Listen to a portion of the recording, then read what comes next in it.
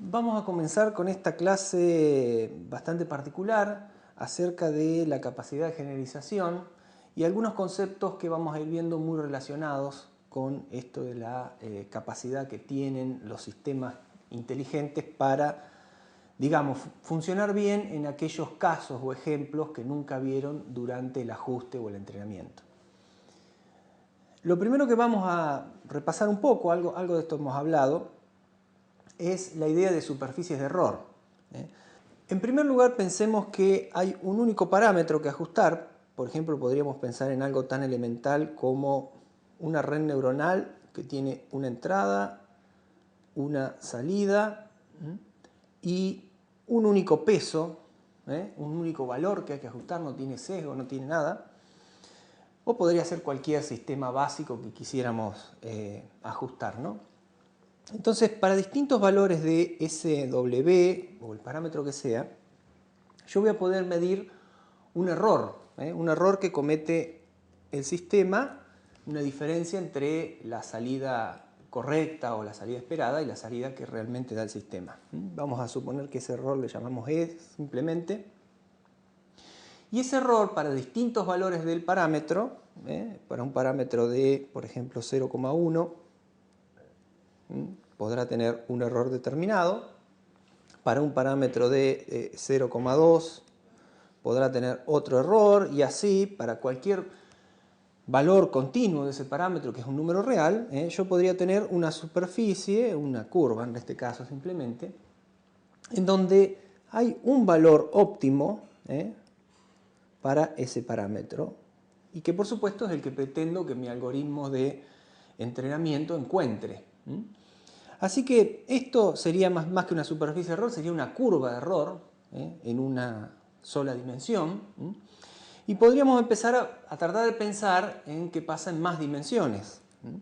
Entonces, si tenemos, por ejemplo, dos dimensiones, ¿qué significa que tengamos dos dimensiones? Bueno, significa que tenemos ahora un sistema, una red neuronal o lo que sea, que tiene acá dos ejes, donde hay un W1 y un W2, podría ser, y que acá en este eje nuevamente medimos el error. Podríamos dibujarlo así para dar un ejemplo.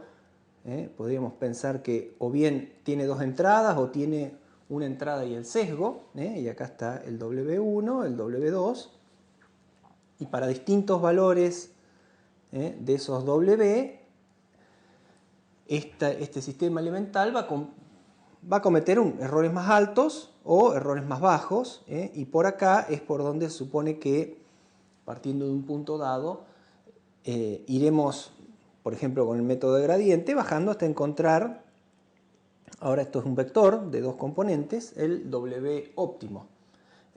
Esto sigue siendo un ejemplo demasiado trivial. Por supuesto, nosotros sabemos que tenemos muchísimos parámetros en los sistemas inteligentes reales, pueden ser cientos, miles, cientos de miles de parámetros. No solamente los pesos, podemos pensar en que también un parámetro es la cantidad de neuronas ocultas. La cantidad de neuronas en la capa oculta, la cantidad de capas, son parámetros en definitiva. No se entrenan, o por lo menos no hemos visto cómo entrenarlo automáticamente, como el caso de los pesos, pero parámetros en general son cualquier número que define la estructura y las conexiones de nuestro sistema inteligente. En este caso me parece una cosa muy sencilla, una extensión de lo que vimos en una dimensión, y parece que hay un único mínimo y bastante fácil de encontrar con cualquier algoritmo de gradiente. Pero la cosa se puede complicar bastante. Acá tenemos una superficie, nuevamente pensemos en que tenemos dos dimensiones, un W1 y un W2, y acá, como siempre, tenemos alguna medida de error del algoritmo, el sistema, el modelo que estamos armando, ¿no? En este caso tenemos cuatro mínimos, y hay quizás un mínimo que es un poquito más bajo que los otros, pero claramente si nuestro algoritmo comienza a buscar por acá, va a caer en un mínimo que no es el mínimo global, o si inicia por acá, va a caer en este otro, o sea que dependiendo de dónde arranque, Quizás si inicia por acá va a caer en el que tiene que caer. Así que si empezamos a pensar un poquito en problemas reales, vamos a ver que las superficies de error por donde hay que moverse, por donde el algoritmo de entrenamiento tiene que moverse, no necesariamente son tan lindas y fáciles, y de hecho en la práctica ocurre eso. Entonces es importante tener siempre presente la idea de que puede que el algoritmo no sepa encontrar el mínimo global, al menos los algoritmos elementales que vimos nosotros, y hay otros algoritmos bastante más complejos que tienen capacidad de salir de los mínimos locales o de explorar varias regiones de la superficie de error al mismo tiempo. Por ejemplo, algo muy elemental que nosotros podríamos hacer, decimos, bueno, inicializamos esta red neuronal que tiene solo 2 pesos, la inicializamos al azar muchas veces, en lugar de inicializarla una vez y quedarnos con el mínimo que encontró, la iniciamos muchas veces al azar, por lo tanto va a arrancar en distintos puntos de la superficie y nos quedamos con aquel que haya logrado el mínimo mejor, el más bajo. O sea que estaríamos repitiendo el entrenamiento. Ese podría ser un método para tratar de sortear el problema de los mínimos locales. Lo importante es que tengamos presente de que muchas veces va a pasar esto y que cuando encontremos que al volver a correr una red neuronal sobre el mismo conjunto de datos donde todo parece que tendría que dar exactamente igual, puede que se encuentren resultados bastante diferentes dependiendo de la complejidad de la superficie de error que estamos navegando o recorriendo. Acá hay otros ejemplos, fíjense, estos son los ejemplos que teníamos primero, el de los 4 mínimos, y acá hay otro ejemplo que también particularmente está pensado para mostrar las limitaciones de los algoritmos basados en gradiente, que impone otra dificultad. Acá en estos escalones que hay acá, ahí el gradiente da 0, entonces el algoritmo no sabe para dónde ir, no sabe para dónde seguir buscando. Si bien globalmente nosotros podemos decir que hay un único mínimo, fíjense que esta superficie no tiene el problema de los múltiples mínimos locales, hay un solo mínimo y es el mínimo global. Igual el algoritmo gradiente puede tener este problema de quedarse en una meseta donde no sabe bien para dónde ir. Así que nuevamente se complica y acá hay muchos ejemplos, en realidad podríamos poner muchísimos más, se podría decir que cada vez más realistas. Acá nuevamente tenemos el problema de las mesetas, acá tenemos nuevamente el problema de los mínimos locales, acá hay un mínimo local claramente y acá hay un mínimo global, y dependiendo de dónde yo inicie el descenso por gradiente, en caso que esté trabajando con ese tipo de algoritmos, voy a caer en uno o en otro. Acá hay una superficie ya más compleja, más cercana a la realidad, donde hay varios mínimos locales de los cuales es más difícil salir.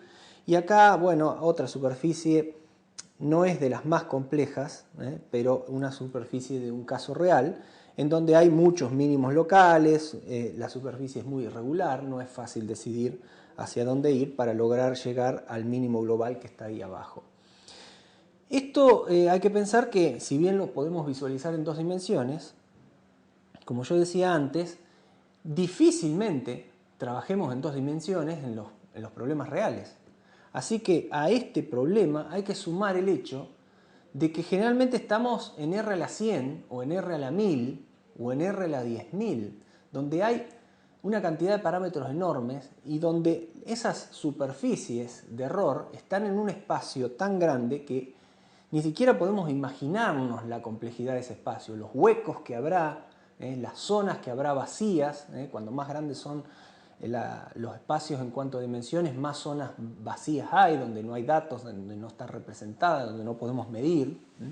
Así que este es un problema importante, hay que tenerlo siempre presente, y en alguna unidad de esta asignatura vamos a ver algunas formas de poder encarar el problema de evitar o de saltearse los mínimos locales.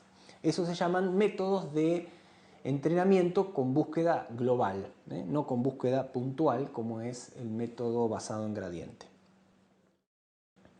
Y un paso más para seguir entendiendo la complejidad del problema de las superficies de error en cuanto al entrenamiento, es pensar que toda esta superficie de error la estamos midiendo durante el entrenamiento y por lo tanto con los datos de entrenamiento. Pero acá surge otra pregunta más interesante que complica más aún este problema, que es ¿qué va a pasar cuando le mostremos nuevos datos al sistema, al modelo, que no haya visto durante el entrenamiento? Datos que son, por supuesto, dentro del mismo problema que estamos resolviendo, el problema sea de clasificación o de lo que sea, pero son datos que no vio estrictamente durante el entrenamiento. O sea que le van a mostrar algunos aspectos nuevos y va a funcionar bien ahí, o por el contrario va a funcionar muy bien con los datos de entrenamiento, pero cuando le mostremos los datos de prueba va a fallar. Acá entramos en el concepto de capacidad de generalización. ¿Qué capacidad tiene nuestro sistema inteligente para funcionar bien en situaciones no previstas, en situaciones que nunca vio?